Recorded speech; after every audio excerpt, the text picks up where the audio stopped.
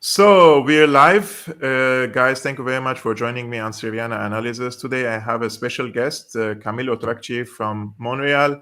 Practically, he is my cousin, but at the same time, he is an intellectual, a Syrian intellectual. He lives in Canada, as I mentioned, and he participated in the literature of the Syrian war. Even before the war, he used to publish analytical articles on Syria. And after the war, in my opinion, he was more correct on Syria than lots of so-called pundits on Syria. And he also manages a website, Creative Syria. I will put the link also in the description below. You can go and check his work. Camille, thank you very much for accepting my invitation and being my guest on Syrian Analysis. It would be interesting chat today with you. We're going to speak about a recent article published actually in a semi-Saudi newspaper on Syria.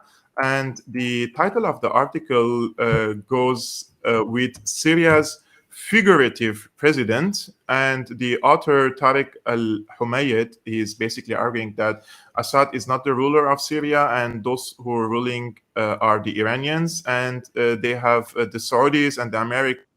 They have the duty, quote unquote, to liberate Syria from the Iranian occupiers. But before that, today, the foreign minister of the United Arab Emirates, he paid an official visit to Syria, and he was received by President Bashar al-Assad. So before we jump to the article, what is your opinion about this recent visit of the Emirati foreign minister, the timing, knowing that Syria is now engaged also in reconciliation talks with the Turkish side?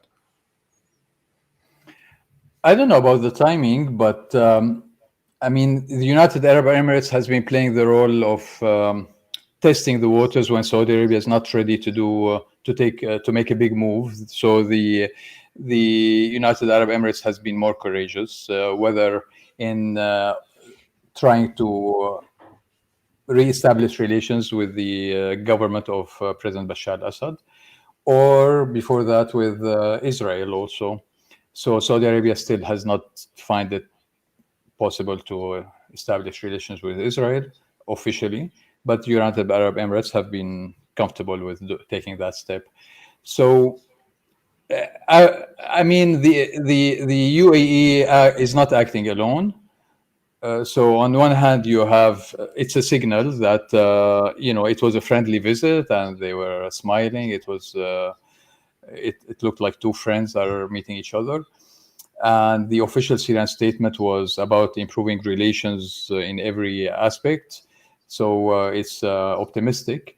But on the other hand, we had that Saudi article yesterday, which completely contradicts the mood and the spirit of the UAE minister's visit.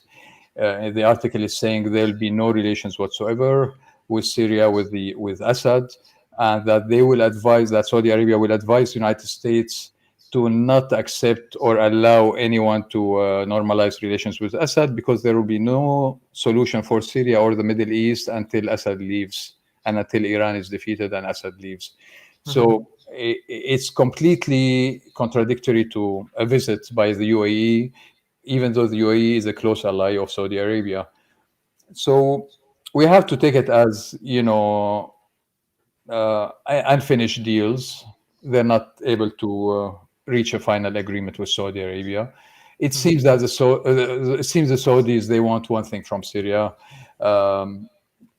kicking Iran out completely from Syria and Lebanon.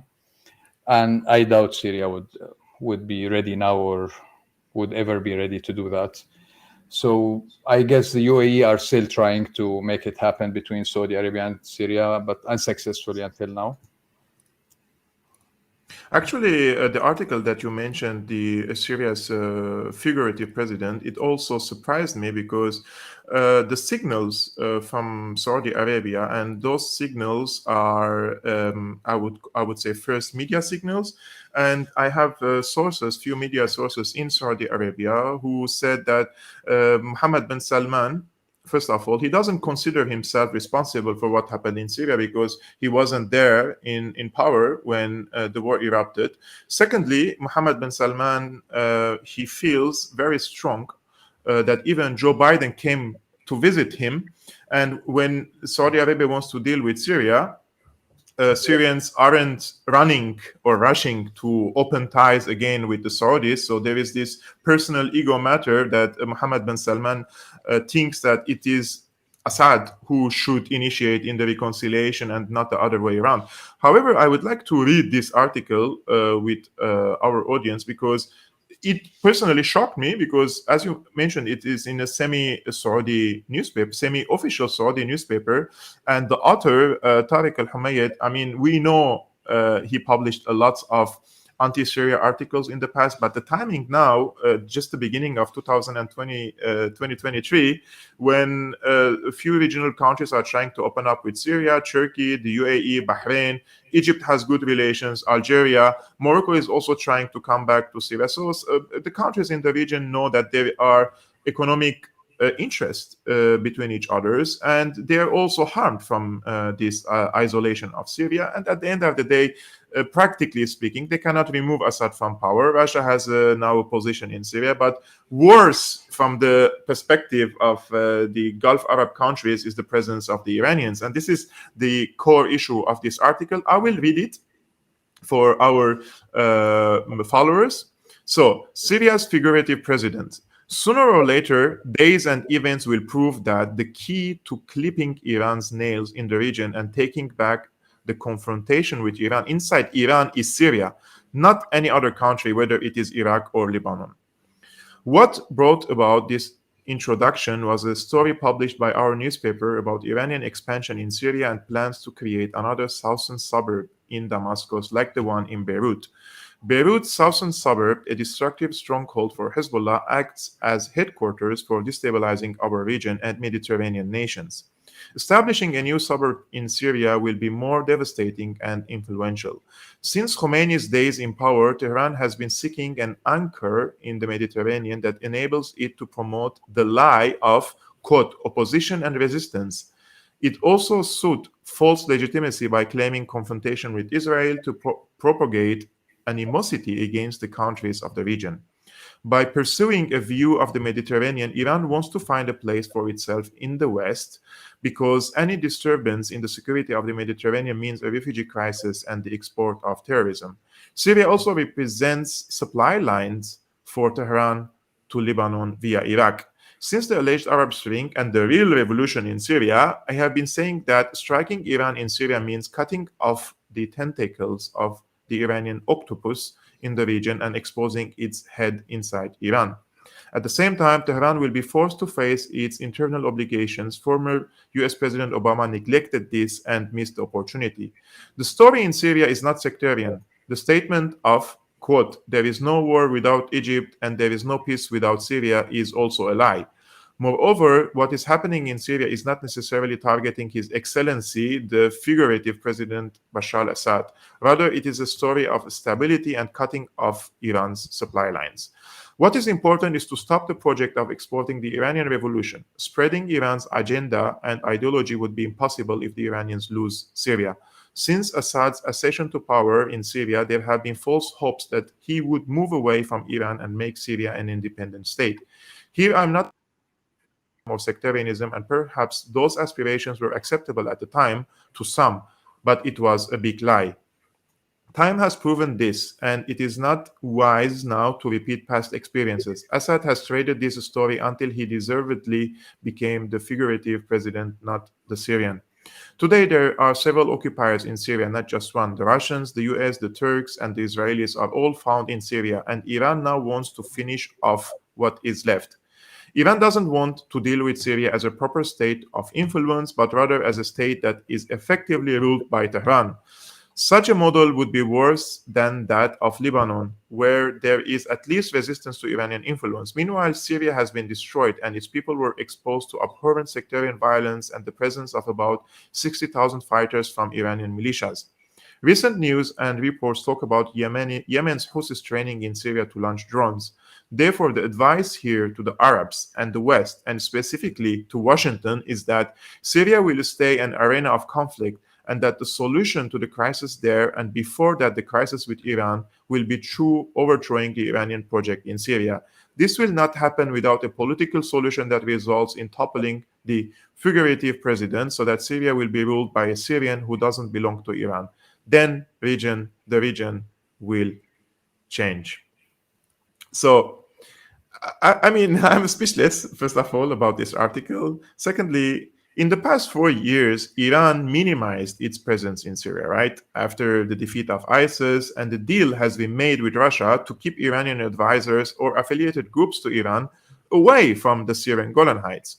However, the author of the article argues that the key to clipping Iran's nails in the region and taking back the confrontation with Iran inside Iran is Syria. Since the author writes for a semi-official Saudi newspaper, do you think this is his personal opinion, or Saudi Arabia isn't happy with how things are turning in Syria, especially after the recent meeting, for example, between Turkish and Syrian military officials in Moscow? I would take his article seriously, but not literally. So he is known as the attack dog for Saudi Arabia. Between 2004 and 2006, Tariq Al-Homayed was editor of Asharq al-Awsat. At the time, Saudi Arabia had two main newspapers that it controlled, Asharq al-Awsat and Al-Hayat in London. So when King Salman came to power, Al-Hayat was closed. So Al-Sharq al-Awsat is the newspaper now, the main newspaper they have. And Tariq Al-Homayed was used in the past in Al-Sharq al-Awsat in attacking Qatar, for example. You know, Saudi Arabia had serious issues with Qatar, and they continue to. So he had a series of articles similar to this one about how they will finish off Qatar and accusing Qatar of being, you know, an ally of Israel, etc. If I'm not mistaken, the Qataris pursued him legally in England, and he had to write a formal apology. That's from my memory. I'm almost sure it's true. But anyway, he did write a series of articles, and he was also the attack dog against Syria at the same time when Hariri was assassinated in Lebanon, and Saudi Arabia accused Syria of doing it. It was a time when Tariq Al-Homayed would write almost weekly articles also attacking Syria the same way. So he does represent. He would represent. He's asked to write these articles, but they don't tell him word by word what to write. We can disregard the details. Maybe I would take from this article the main lines, which is, we really hate the fact you're still not able to get Iran out of Syria. We're not comfortable with any level of Iranian presence in Syria. It's probably a fact, Kevork, that Iran is using its presence in Syria through Hezbollah or directly to perhaps train the Yemenis. And Iraq, they have a presence in Iraq, in Syria, in Lebanon, and in Yemen. Saudi Arabia is feeling surrounded by Iranian influence, and they're not comfortable for a number of reasons. Because Iran, since the day the Islamic Revolution took power in 1979, they said, our goal now is to export the Islamic Revolution to all the Arab states. So they started, the initial impression they had of Iran is that Iran is here to finish. Yeah, it's a threat to our survival as a ruling system, ruling family, ruling system, whatever it is, the monarchy. So they're not comfortable with a powerful Iran and an Iran that is present in every country surrounding them. It's true, Syria is more significant. He's saying in the article, and by the way, this gives you, he said something in the article which we could link, in which he's implying that he's tied or representing Mohammed bin Salman, because he said the key to taking the fight to inside Iran is through Syria. That's what Mohammed bin Yes. Salman said in his interview. I'm going to take it Yes. back inside. We're going to fight Iran inside Iran.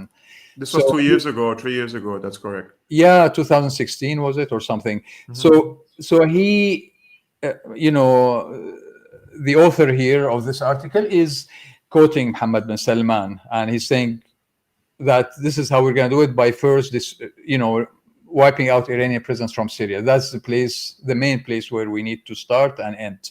That we take them out of Syria, everything else will be easy. Saudi Arabia is very frustrated because militarily they could not win in Yemen, really, until now. They could not get rid of Hezbollah in Lebanon. And when they tried, they could not get rid of Assad. They stopped trying a few years ago. But they did try between 2013 and 15, maybe, when Prince Bandar was in charge of the Syria file, when the original Emir of Qatar was asked to leave by President Obama. And instead, Prince Bandar was brought back from retirement and he was in charge of the Syria file. They tried for 2 years. They could not topple the Syrian government either. So on the one hand, they know, and they are right, that they are a very powerful country. Saudi Arabia is definitely a very powerful regional and international player. But on the other hand, everything they've tried, they did not exactly succeed. They've succeeded in creating destruction and noise and negativity, but they did not succeed in anything where they can be proud of. I mean, in Egypt, you can argue that they succeeded. They got the pro-Qatar government of the Brotherhood out through popular demonstrations, or through by overthrowing that government, whatever you want to consider what happened. Mm-hmm. But even that, Egypt now is suffering economically. The Saudis have been pouring money into Egypt. And now the Egyptian pound, I checked today, is 25 to the dollar, to the US dollar. It's collapsing at this speed. It's collapsing fast. And there are no dollars in Egypt. The businessmen, they cannot import anything. You're having a situation similar to Syria, much better, of course, but there are similarities now. And Saudi Arabia wanted to showcase Egypt, its main client in the Arab world, the biggest Arab country. But Egypt's 100 million population is not easy to feed. And so they're not succeeding there either. So they don't have any success. They are very powerful, but they don't have any success. So they have this endless cognitive dissonance about who they are. Are they this almighty country, or are they not?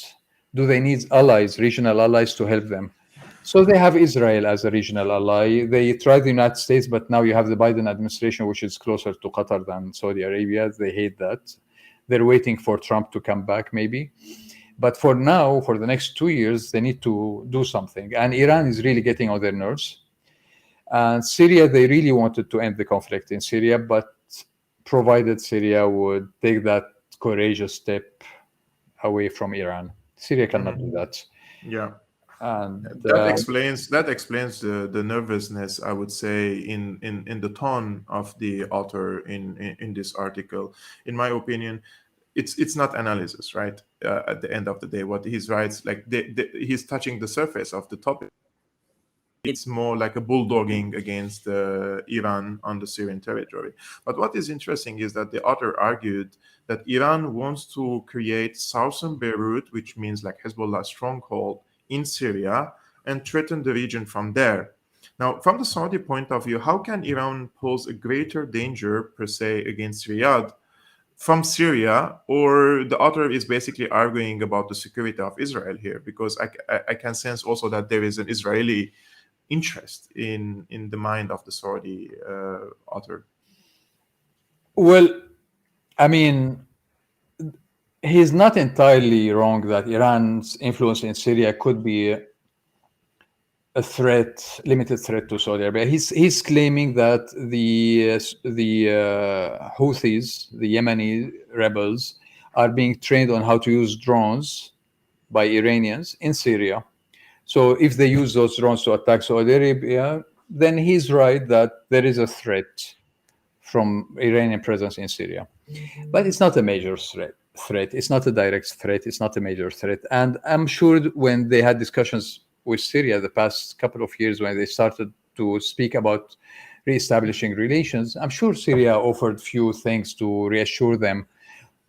I mean, I wouldn't be surprised if Syria offers them that. We assure you that there will be no military activity, Iranian activity on our land, for example, but we will continue to be very good friends of Iran and allies, but we will have an agreement with them not to engage in any military activity that will be a threat to Saudi Arabia. I am sure the Syrians already gave that reassurance.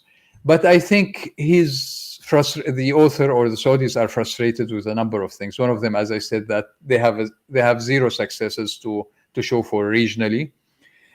And also that recently Syria has abandoned them, the Saudi UAE track, and went to the Qatari Turkish track.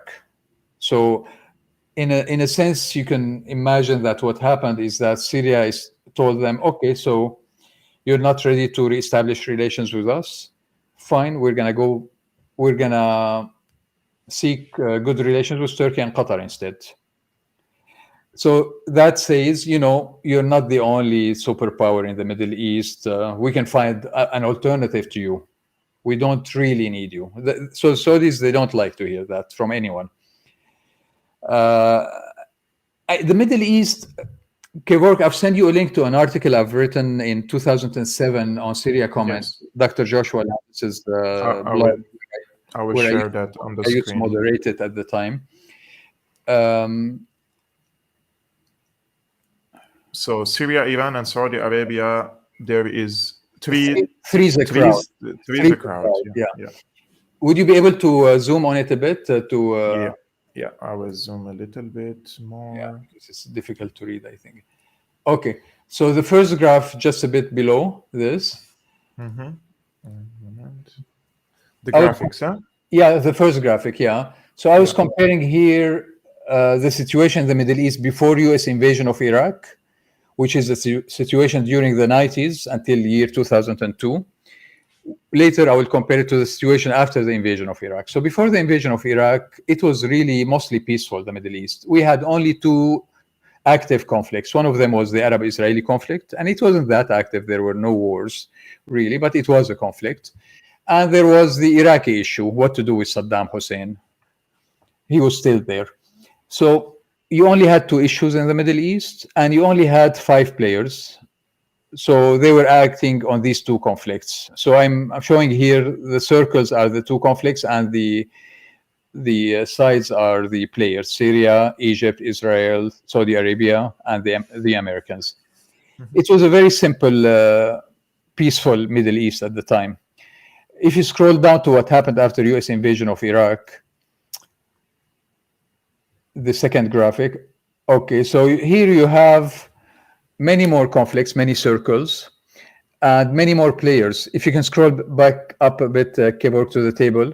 So here on the horizontal axis, you have the players at the time in 2007. You have the United States, Iran, Syria. So Iran and the United States became major players in everything. As you see, they have intersecting them with every conflict. We had the Iran's nuclear program became a conflict issue. Promoting democracy became an issue. Lebanon became a hot issue. Iraq, the Sunni-Shia conflict, and the Arab-Israeli conflict. So we had many more conflicts, active conflicts, and many more players. So I wrote in that article in 2007 that because we have that many conflicts and that many players, we're not going to have a solution to any conflicts anymore. Going forward from 2007, none of these conflicts will be solved. Nobody will be able to solve them. And it's true. Nothing was solved since then. To the contrary, we had more players and more conflicts introduced after 2007, yes. Namely after the Arab Spring. There's also if you can show, Kevork, the graphics, I've sent you the two graphics for the 2010 article by Abdurrahman Rashid in Al-Sharq al-Awsat. Mm-hmm. I will do it.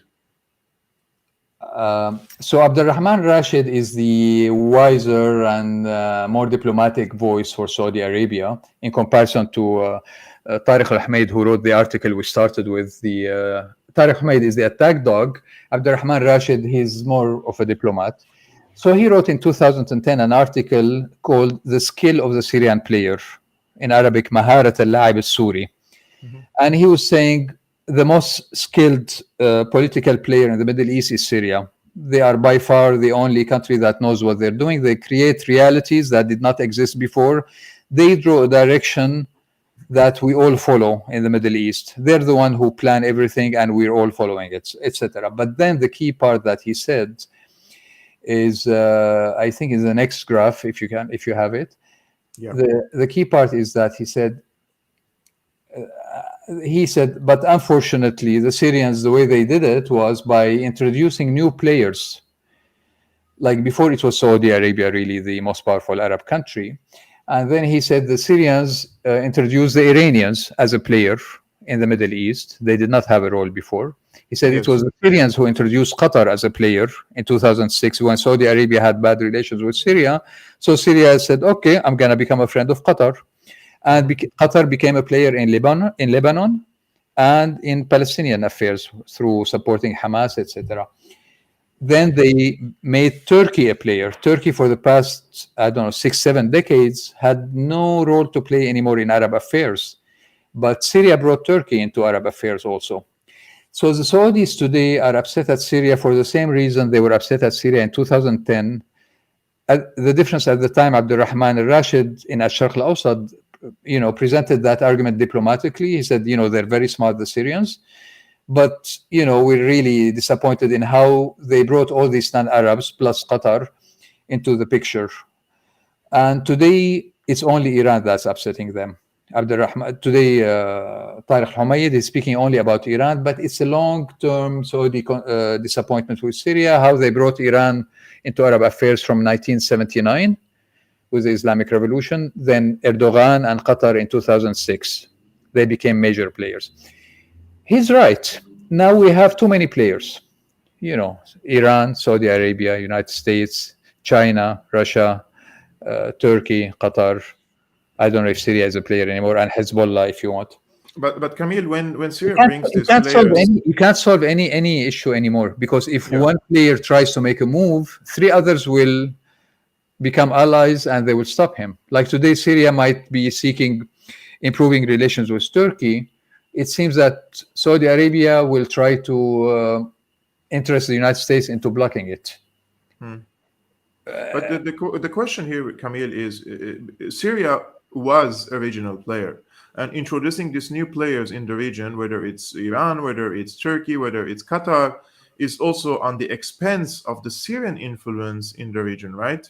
And on the expense, like their geographies, like in Lebanon, like in Syria, like in Iraq, Qatar and Turkey and Iran, they didn't have this influence there. Right? If Syria facilitated that, but on the expense of its own influence as well. So it was like shooting its own leg as well.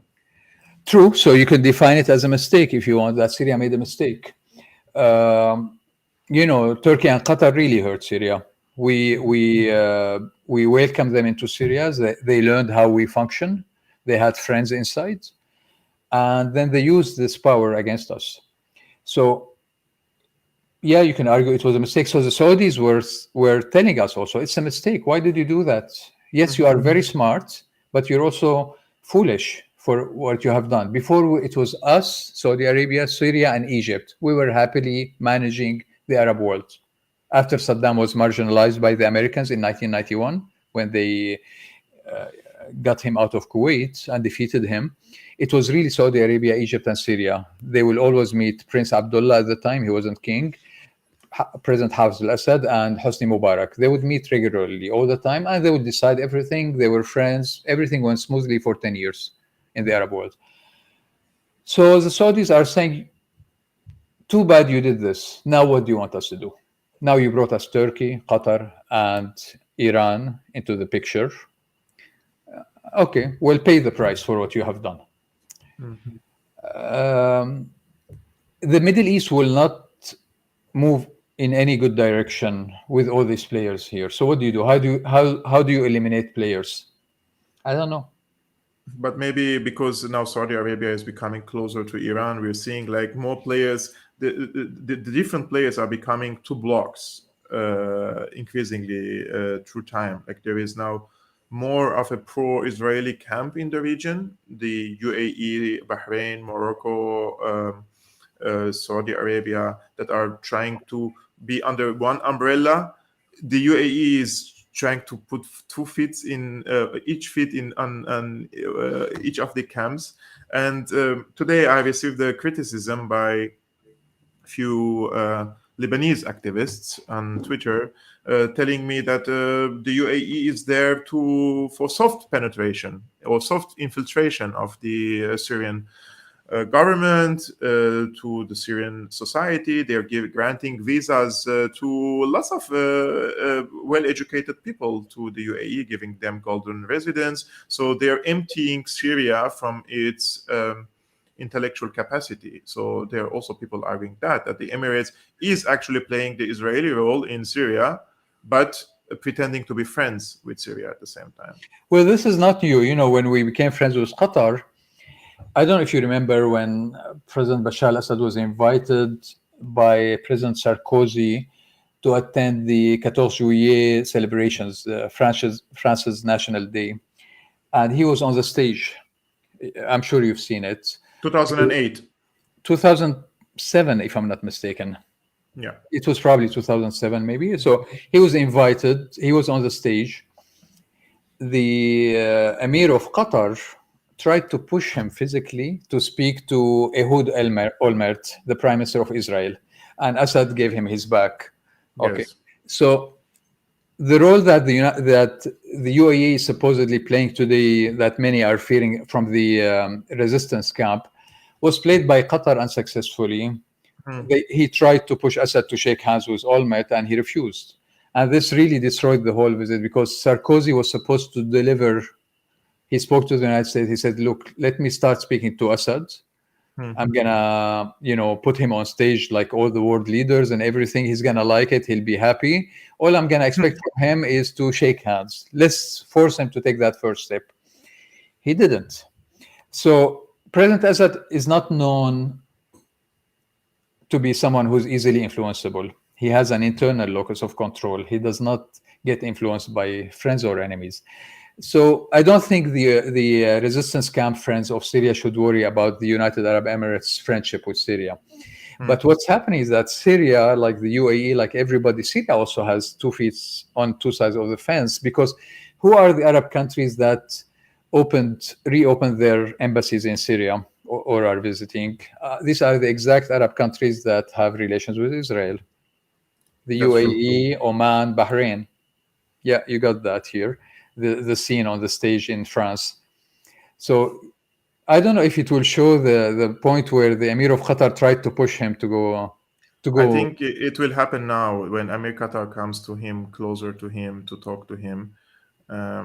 This is the entire video. Also, Ban Ki-moon, I think, tries to manipulate him in one way or another back then. Ehud Olmert comes here. He leaves. Yeah, so Assad leaves when Olmert starts to get close to him. Now the Emir of Qatar will try to say, come on, go there, not here. Don't talk to me. Yeah, go there. Don't. Even the media was asking there if you can hear the voice. I'm not playing the volume now, but even the media is calling Assad to go and shake hands with Olmert in this video. Yeah, they were saying, come on, do it. Yeah. It was the French media, if I'm not mistaken. Yeah. So Assad has always been pressured to shake hands and to make that final step. Here, Olmert is getting close again. See, here's the Emir of Qatar is saying, let's walk here. And then he leaves him alone. See, he's joking. He left him alone right next to Netanyahu to embarrass him. So that Assad has no one to talk to but Olmert, sorry. Olmert, yeah. Anyway, so he stood alone and he didn't shake hands. But anyway, so, looking back at all of that, was Syria right in remaining steadfast in its resistance? Syria is the most committed member of the resistance camp. Iran started in 79 with the Islamic Revolution. Syria started in the 50s. There was the Baghdad Pact, Half Baghdad in Arabic, that the United States and the UK and Israel and Turkey and Pakistan were trying to set up. And they were trying to convince the Arab states to join it.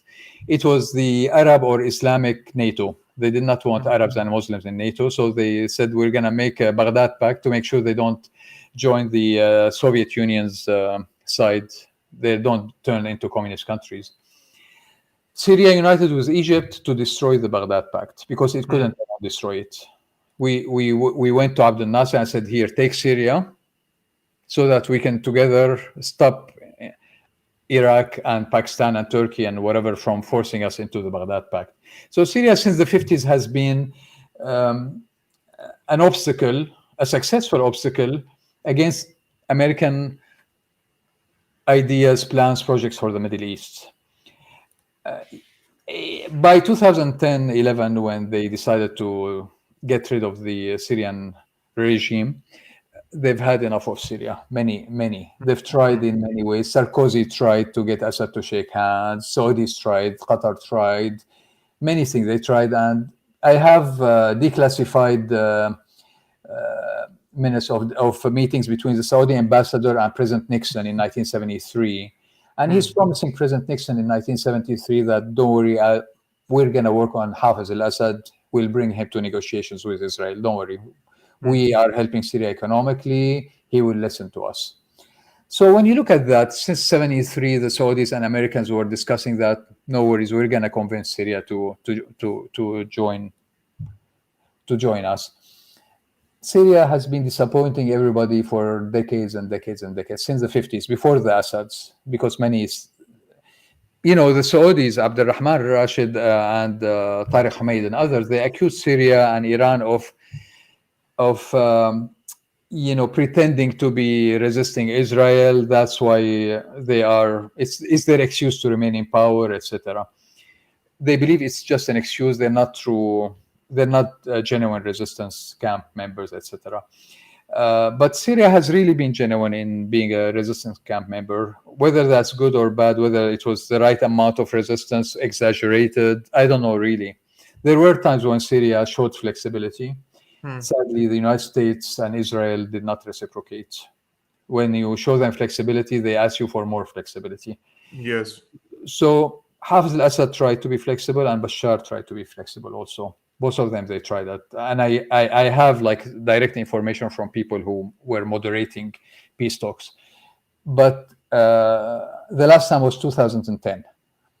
So anyways, going back to what the United Arab Emirates might or might not succeed in changing in Syria's behavior, I don't think anything dramatic could be expected. Syria will not sign peace with Israel, except if Israel returns the 67 borders, and Israel is far from being in that mood.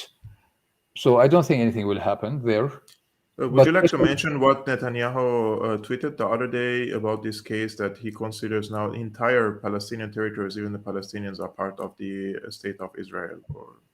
And the Golan, he said the Golan will become very important for us. We will populate it at a much faster pace. We will have companies there, agriculture, people. The Golan will become integral part of Israel also, he said. And then, interestingly, because you mentioned alliances, he mentioned that, he said, our top diplomatic priority will be, in the same string of tweets, he said, our top diplomatic priority will be to advance the Abrahamic Accords, which means peace with Saudi Arabia. Yes. So will Saudi Arabia sign peace with Israel at some point? They might. They're really frustrated. They've really tried to open up to Syria, but their demand is not going to be accepted, kick Iran out of Syria.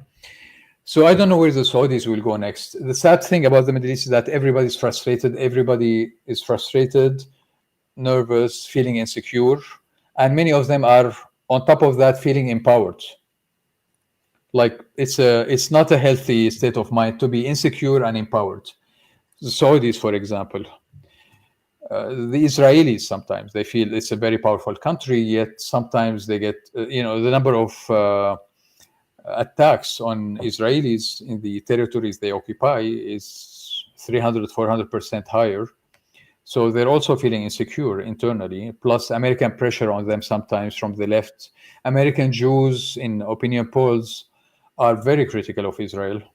They're very unhappy with that. So they're trying to say, okay, well, we're going to have an opening with Russia and China. If the United States will really continue to bother us, we have no choice but to be friends with Russia and China.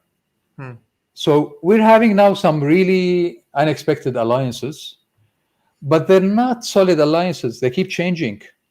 So Syria 2 years ago was working on the UAE Saudi track. We felt that, and President Assad visited the UAE, and we all assumed within 6 months or a year we're gonna have, Saudi meeting. Saudi, Jordan, Egypt, UAE, Syria, Bahrain, Kuwait, Mhm. Oman. We're gonna have great relations. Now we're seeing that Syria gave up and had to move back to the Turkish Qatari track. We're talking to the Qataris, by the way, Kevork, also, not Mhm. only Turkey. So Saudis again unhappy with Syria. Who's to blame? I don't know, but I think the situation is to blame. Too many players. I as a Syrian, I know the players who were instrumental in the destruction of the country, but Qatar particularly has the biggest share of my inner anger and hatred. And I think even if we open up with Qatar, it will be like Hamas. Popularly, they will not be welcomed in Syria.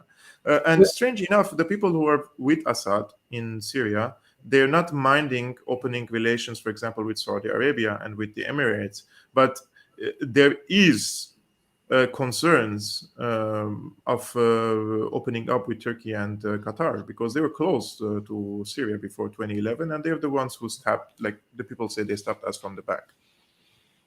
As you mentioned, is the two countries that after Israel, that Syrians who are pro-government are very unhappy about shaking hands with, is Qatar in the first place, then Turkey. Turkey, it might be doable if this process succeeds and President Assad and President Erdogan, they meet and shake hands. I think the pro-government supporters will tolerate it because they know Turkey is Syria's border to the north. It's a very Yes, powerful country. There is no way we can survive if we don't eventually find an arrangement with Turkey. But why Qatar? They say Qatar yes. is really the very definition of evil. They've spent tens of billions of dollars probably to destroy Syria.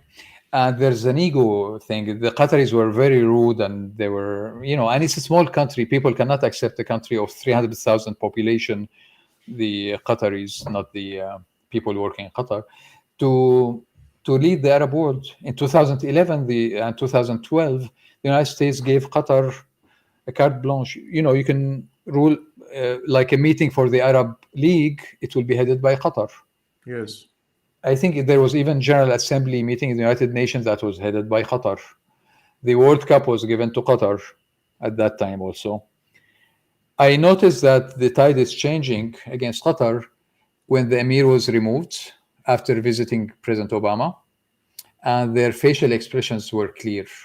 They were Hmm. not smiling, and they were not looking each other into the eyes. They were looking into two different directions. And a month later, sure enough, he was removed. So Qatar was on the decline. Their role was on the decline starting in 2014. But they continue to play a role. They have money, and they have the Brotherhood, and they have Turkey. But the Brotherhood project is on the decline. So Saudi Arabia had fears of two ideological enemies, Iran and the Brotherhood. Both of them want political Islam to rule instead of the model of Saudi Arabia and the Gulf countries, which is a king monarchies.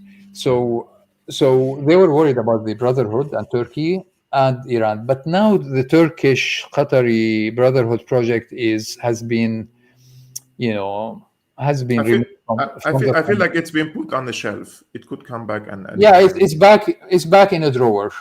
It's Mhm. put back in a drawer, and yeah, it will come back one day. The United States and England, they love to use political Islamists. They love to use jihadists because they're useful.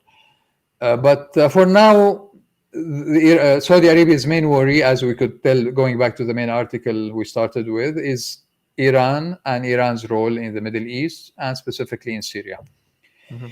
Hezbollah in Lebanon. What I'm changing track a bit. Hezbollah in Lebanon, I'm hearing they have been playing an accommodating role recently, like in the selection of the next president of Lebanon. they're not insisting on their candidate, their favorite candidate, Suleiman Frangieh. They might support Saudi Arabia's preferred candidate, the head of the Lebanese army, Joseph Aoun. So a Lebanese politician told me that. So they have been pragmatic in Lebanon, Hezbollah, because they're sensing the shifting, you know, centers of power in the Middle East. Iran is weak now internally. Syria is very weak. So Russia is busy in Ukraine.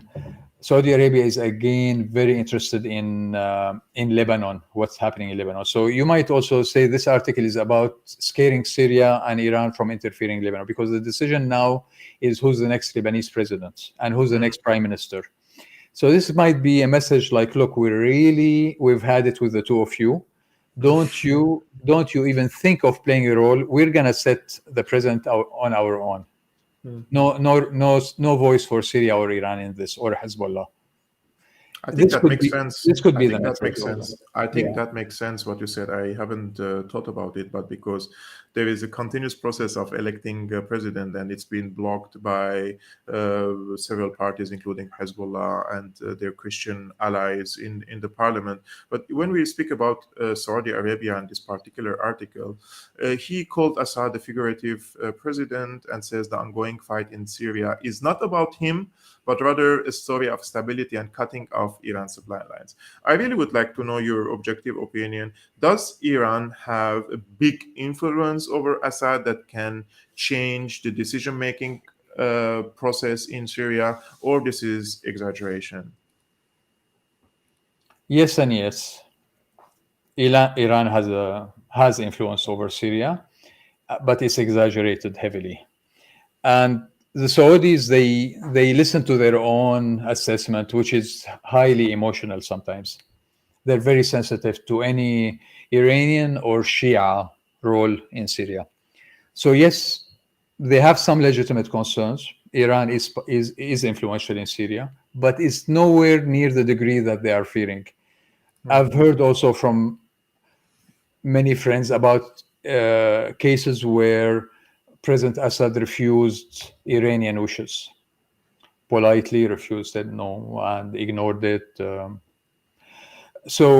And this holds also with the Russians, by the way. Russia is influential in Syria, obviously. And also it's a fact that the leadership in Damascus has said more no than yes to Russia, to Russian suggestions and advice and whatever. So it's highly exaggerated, but it's true. There is an Iranian-Russian influence in Syria. It wasn't there before 2010 too, but they decided to try to topple the regime by force until the Syrian government had no choice but to ask its allies to come and help militarily and economically. When they help, they become more influential, obviously. But Syria has always more than one ally. Obviously, Syria is not only dependent on Iran or Russia. They have Iran and Russia. And this has helped them, shift. And even now they're shifting to Turkey in a way. That's If very interesting. the Saudis put too many unreasonable demands, we shift to Turkey. If the Iranians put unreasonable demands, we shift to Russia. If the Russians put unreasonable demands, we shift to Iran. So the Syrians, even when they're weak, they play that same game. They will never depend on one ally. That's why they ask them to cut relations with Iran. They will never do it. They cannot have all their eggs in one basket. This is exactly what I was gonna say. In Syria, we say don't put all your eggs in one basket. And you they learned the lessons the hard way over decades of relations with everybody. Yeah. So I'm not optimistic. I don't think anyone is capable of understanding that the Middle East has too many players and they cannot have it their way. Nobody can. The United States are not having it their way. Russia is not having it their way in Syria. The Syrian government is not. Syrian opposition is not. Saudi Arabia is not. Iran is not. Turkey is not. Qatar is not. Nobody succeeded in their big projects. Right? Nobody. Israel did. They destroyed Syria. Yeah, Israel definitely did, but the author he's advising the United States and other powerful countries to remove Assad from power, to stop the alleged Iranian expansion in the region. If the U.S. couldn't do that via military means, can Washington do it via diplomatic or economic effort? Yeah, that's why I said I would take his article seriously, but not literally. So this part, the way I read it is, it's a message to Syria. Look, if you don't behave, we can get the Americans to annoy you even more. He knows they will not topple them, but they can annoy them. They can squeeze them more. They can. The Americans can squeeze Syria out of the UAE. They can put much more pressure on the UAE, for example. So, so what he's saying, you are bothering us. We will do anything we can to bother you even more. I mean, so I think Saudi Arabia has the economic capacity to influence on the decision making of different oppositions of different regional countries, including the UAE. And if there is a crossroad for the UAE to choose whether to continue its relations with Saudi Arabia and Syria, they will, I think, choose Saudi Arabia. And also the Saudis and the Qataris, they have their lobbyists in the United States. They're spending so much money nowadays, even in the European Union, and they can inflict damage, yes, through sanctions, through more isolation of Syria, etc., etc., strangling the Syrian people into extent that they would rise against the government that they supported for all these years, because the government isn't able to secure the basic needs. And they can see also the level of the corruption is skyrocketing in the country on one hand. On the other hand, they can also see there are so many new millionaires in Syria with their fancy cars.